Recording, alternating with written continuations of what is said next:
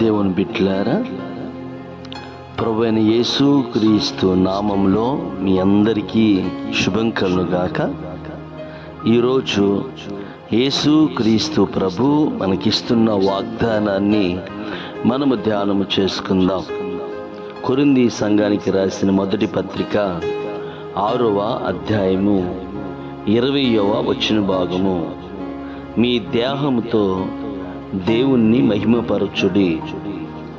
ప్రియ దేవుని బిడ్డలారా, ఆరాధన చేసి, ప్రార్థన చేసి, పరిచర్య చేసి మనం దేవుని మహిమపరచలేకపోయినా, దేవుని యొక్క సన్నిధిలో మౌనంగా ఉన్నా కూడా మనము దేవుని స్తుతించినట్లే.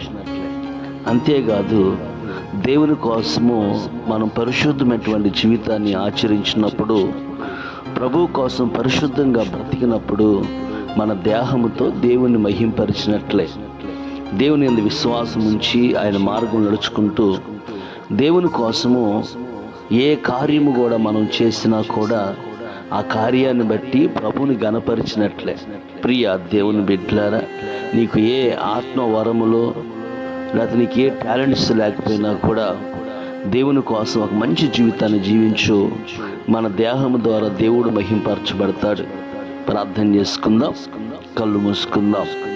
కృప చెమ్ముగల దేవా, నీ పాదాలకు చెల్లిస్తున్నాం. మేమందరం ప్రభు మా దేహముతో నిన్ను గణపరిచే భాగ్యం దయచేయమని యేసు నామములో అడిగి వేడుకుంటున్నాం తండ్రి. ఆమేన్, ఆమేన్.